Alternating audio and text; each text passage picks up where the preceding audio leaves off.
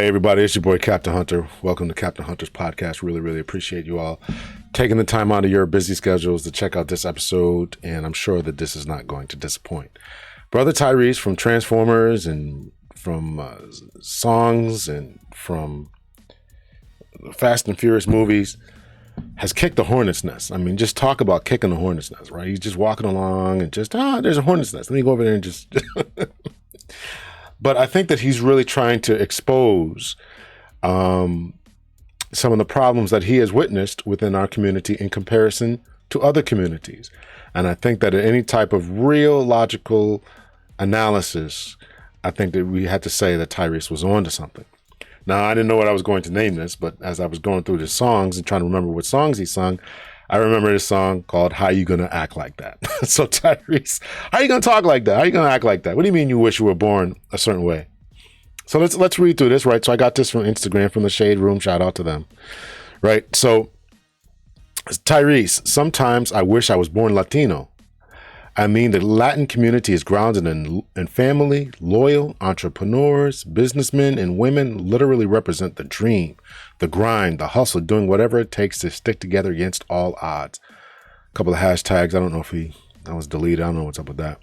If us as Black culture, I guess as Black culture, was more grounded in these integral magical nuances, are they magical? Nuances of us, we would be dominant. I've learned a lot from the Jewish community, sticking together, eating dinner every Friday together. Just on Fridays?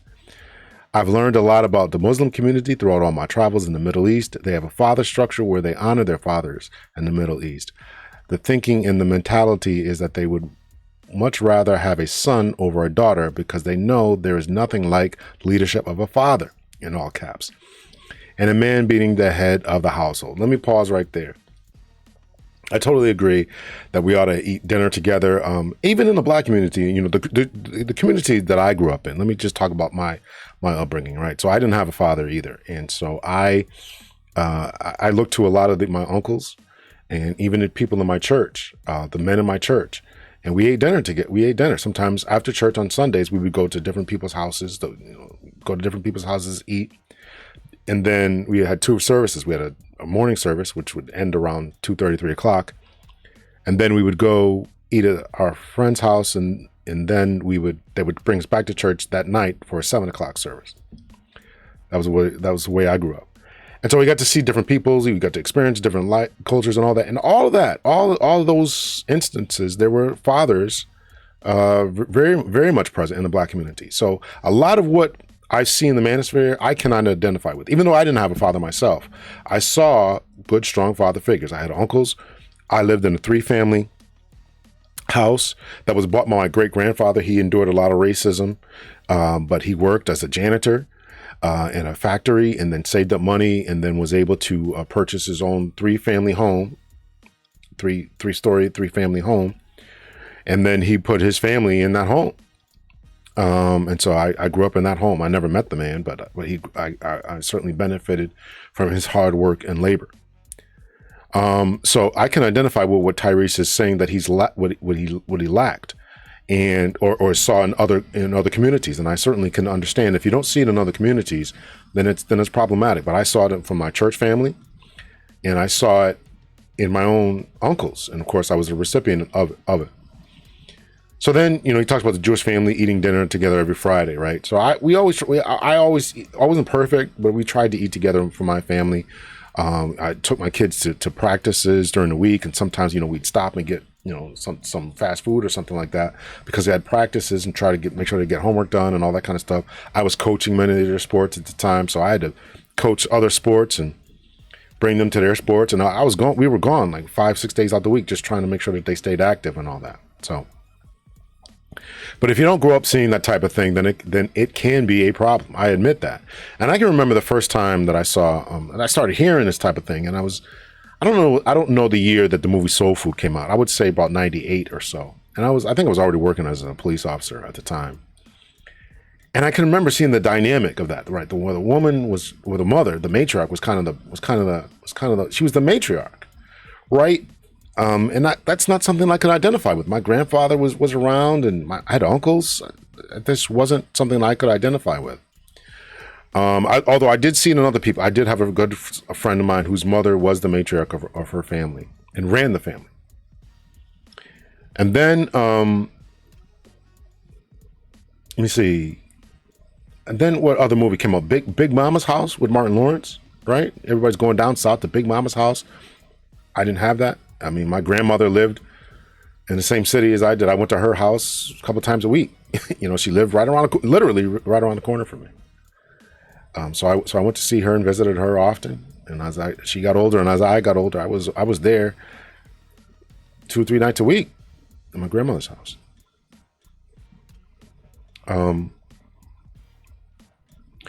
So this Tyrese is trying to identify is going to be a problem for people who think that fathers don't matter, think that manhood and masculinity and fatherhood just doesn't matter. But when he looks at these communities and sees the success that these communities are having, and we can have arguments about their success, and I'm sure that somebody's going to pull apart their numbers and run through Jewish numbers and run through Latino numbers and say they're not doing as well and financially. And so what are you talking about? We don't need father. We don't need men. I'm sure that's going to happen. I'm sure somebody's going to do that. But I am on the side that fathers matter. Masculinity matters. Stoicism, masculinity, strength, projection of strength matters. I am of that opinion. Back to the article, back to his post. I don't know if he tweeted this. I don't know. I have no idea how we lost our way. We can't get anything done and accomplished. I'm sure that somebody's going to rebut that. We've done plenty. We've done this. We've done that. We've liberated people. We've got more degrees. But what businesses do we have collectively, right? Not individual pockets here and there, though. Collectively, right? That's what he's talking about. We can't get anything done accomplished as a fragmented culture, insecure, threatened by each other, competitive towards our own race, killing ourselves every single day, frivolously. The majority of us as black men in the millions are locked up in prison. It's not millions. It's not millions. That's a false narrative. It's always been false. At the height of the drug war and the height of the prison population was around 2002, something like that, 2010, somewhere in there. It was like 2.3 million or something like that. People were locked up in the United States. And only 39%, 30 to 35, I've read different numbers, 35 to 39%, let's just say it was 39% of those 2.1 million were African-American. There were never millions of us in prison. So it's a false narrative. Now, we may have had felony records, and all that, we might come and gone, but extended periods of time and all that. So it was never millions of us. So, of course we are beyond powerful, influential, successful, but imagine if we linked up together. Each other's communities have linked. But imagine if we all linked up like other communities have linked, poured and built up each other instead of moving like fragmented and dysfunctional. We have what it takes to take over the world. We are nothing trying to do it alone. Please chime in. We'd love to know your thoughts on this. Well, here's my thoughts, Tyrese. I absolutely agree with you. I think that that's the threat. I think that that's the threat that they wanted us, that they want us. I'm doing some research now on a project that I was asked to talk about, and talking about the implication and the destruction that rap music has done, and how it was fostered, emboldened, encouraged by other communities for their own delight in order to sell records. This is nothing new. I'm not saying anything that's profound or new. This is all common knowledge. But it's been a ploy and a plot to keep us separated, fragmented individually, fragmented from our men, from our women. It's fragmented, right? And so we have to assert the very type of masculinity and stoicism and strength, protection, provision that you allude to when you look at Jewish, Arab, and Latino communities. And I would even say some white communities, right? We got to emulate that, right? White supremacy succeeded for so long because everyone was in on it. The police were in on it. The doctors were in on it. The teachers were in on it. The educators at higher institutions of learning were in on it. The politicians were in on it. The businessmen were in on it. Everybody was in on it. Not 100% of every single white person, but the institutionally, this was the norm. This is how you operate. This is the way that's going to be. And so for a while, many of us operated with that, not to the degree that it should have been, right? How many people didn't agree with Martin Luther King or Malcolm X and their movements? How many people didn't agree with Stokely Carmichael or Core or SNCC? How many people didn't march? Right? You're never going to get 100% participation. But there was enough of them in order to move the needle. And so, as Chris Rock said, after the assassination of Martin Luther King, everyone else that came after him has been a bunch of substitute teachers. We have not linked up to what Tyrese is saying. And it's ironic that this is Black History Month. Maybe this is in his response to Black History Month. I don't know. I'm not doing any research about this. I'm just reading what's up there. I don't even know if he really said it. I know his pictures up there in the shade room's probably more than likely always right. So I'm assuming that he said it.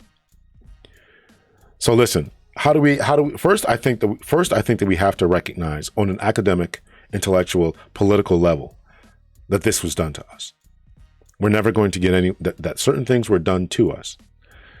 The separation of men and women, the co-opting of affirmative action by other races. These things were designed to keep us separate and apart. When Icecube went on the foxsoul and said on that show that he was trying to talk to the Trump administration because he's willing to talk to anyone. And when it was on his platform that he was that he wanted to advance or help Black America, the ladies on this show said, "Not us, not us. We have different political interests than Black men." So I gotta ask this question. Because you're on this show with the cocktails with the queens. And there's a reason for that. It wasn't to have you defend or not defend Donald Trump. It was about, I care about what's in this contract with Black America for women. And it's not, we're not mentioned at all in the contract with Black America. And You're mentioned. I mean, when you mention Black people, you mentioning Black women. So don't count yourself out. No, yes, that's not true. That's like administration say that when they Black people is not Black women. Black women are not included in Black people. No, it is. But that's like, that's like you saying. That's like when the president says minorities, then he's including Black people. But we all know that's not the case. Black women have specific needs that are not also being met. And we also feel that there should be some things that are specific to us and our plight as well. And I understand that. I feel like as a Black man, you can lead. No. I feel like I just offered y'all to write a section up for it. I just said I don't mind if you guys help us.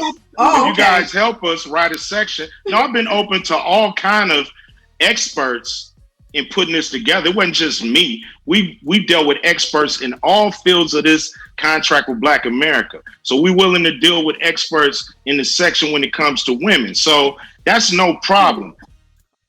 That drew a line in the sand for a lot of Black men. You don't see us as one of you. You don't see us, when they talk about Black families, you don't see us as part of the family. Same thing that can be said by Miss Ebonikwilliams. She also said something along the same lines that Black men no longer, and Black men and Black women no longer have political interests that are the same. The New York Times, Black men today are currently leaning 20% toward President Trump. That's 20% of the Black electorate. That is 20% of the famed Obama coalition, the very one that President Joe Biden and the Democrat Party cannot afford to lose. Now, I'm not about to chastise Black men. I'm not about to tell them to go along to get along. And I'm certainly not about to tell Black men in America to fall in line and vote like Black women. Because yes, and now I have to say the quiet part out loud. Black men and Black women, we don't always have the same political interests. Now listen, I wish that we did, I really do. But the reality is that we live in an American society that has always ranked financial, political, and social capital as the following: white men, black men, white women. Now, those two can be debatable or interchanged. We'll get to that in a second. But always and consistently, forever last, is black women. So now black men are seeing black women outperform them in spaces that make no sense to them. Academically, they see us graduating from higher ed. They see black women owning businesses, opening them, starting them, achieving in them at a higher rate than black men. They see black women buying homes and purchasing commercial real estate at higher rates than them. And no, black men are not happy about it. It's not that they're not happy for us. They also understandably wish it were them. And they're wondering, legitimately, I would say, why they are getting left behind. And so they're saying very loudly with this polling, they're saying to the Democratic Party, at least 20% of them are, that they're not going to support a Joe Biden, Kamala Harris candidacy that only continues to, and this is the perception, concern itself with the needs and the advancement of black women and black women alone. We have to take a look at this and really understand what has been done. And we have to take the academic and political steps to undo this damage. Now, some people don't see it as damage because they would say, I'm succeeding, I'm doing well, this is your fault, this is your problem. I'm not going back. We don't need a father. I did fine all by myself. How do you combat that, Tyrese? What do you do about that? I think, well, let me not say, I think that you have to leave those people behind and you have to band with the people who want to band with you. You have to reach out to the people who are willing to reach back. You have to consult with the people who want to be talked to. And then you have to band with them. There's nothing special about any other group that you mentioned. In this text here, there's nothing special about any of them. They don't have some magical gene, magical level of intellect or intelligence. They just have a work ethic that says, I'm going to stick together. I'm not going to shoot each other. I'm not going to make music about each other. I'm not going to rob from them. I'm not going to sell. I'm not going to do any of that. And then you have to be supportive of each other. You have to be supportive of each other. We did not get into this problem overnight, and we are not going to dig ourselves out of this problem every night. But I think that if more people were willing to have this conversation, as Tyrese has, if more people, and the Shade Room says, woo, child, Tyrese explains why he sometimes wishes, whatever he says, I cut it off, took a screenshot of my phone, and I sent it to my computer. Whatever he said. Man, he's kicking a hornet's nest, but it needs to be kicked. Maybe that hornet's nest shouldn't be there. Maybe it's time we cleared out the hornet's nest, confronted it, and that way we can build on the land that those hornets once inhabited. And I'm not saying we should eliminate hornets. I actually kind of like them, except when they're stinging us or living in my house. But we gotta confront this. We gotta confront this. We gotta be honest about what has happened to us, honest about how we got here, honest about the selling out that has been done, honest about our lack of support for each other, honest about our educational system, we gotta be honest about this and really do a deep dive into our history and really focus. Let's take this month to really focus on what's going on and what happened to us. And maybe we can make some progress from that point going forward. Let's keep the conversation going. And not just a conversation, but the conversation has to end in an action plan, a call to action, a call to arms. What are we going to do about it? Okay, now we've got the information here. We know what happened to us. We know about the history of segregation, Jim Crow, Juan Crow, the legislative principles and policies that were designed to keep men away from their children and lock the men up and give women welfare. We can talk about all that. We can understand these principles and these policies and how destructive they have been. But what are we going to do from today moving forward? Because I think it's evident that no one's going to come save us. No one is going to come save us. So what are we going to do from here? What are we going to do? Now, what are you going to do? Now, what are you doing? What are we going to do? Let me know your thoughts, your opinion, on what we should do going forward. First, the step that I would say is we got to have a full-fledged reconciliation with ourselves. And that means academia and our politicians. Academia, because they are the one perpetrating what is taught in the lower levels. And we got to have an honest discussion amongst our sociologists, psychologists, psychiatrists, and other thought leaders about what happened. How did we get in this state? And then second of all, once we analyze that thoroughly, then we got to have a consensus about the best methods of moving forward. And that best method should be involving education, the re-education of the Negro, right? Carter G. Woodson's miseducation of the Negro, the re-education of the Negro, right?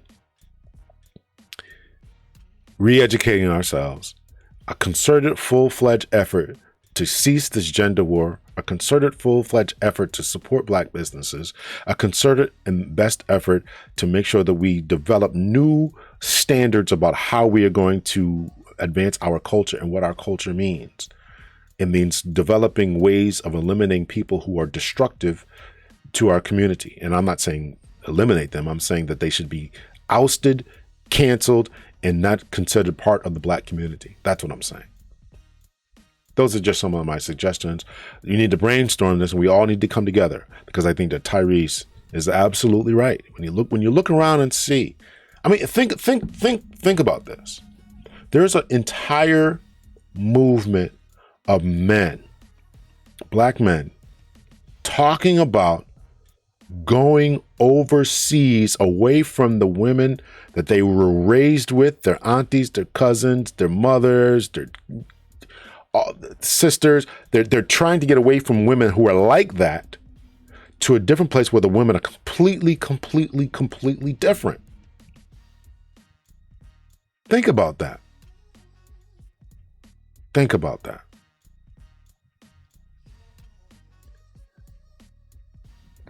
They're dusty, they're lame, they don't got no money. Come on.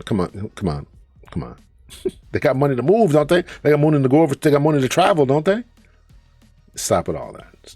Stop cap, right? Ebonikwilliams, stop cap. Stop the cap. So we got to have a real honest conversation and be willing to confront some things about what's going on in today's society amongst men and women and in the cult and the advancement of Black culture. Let me know your thoughts and opinions. Much love and peace.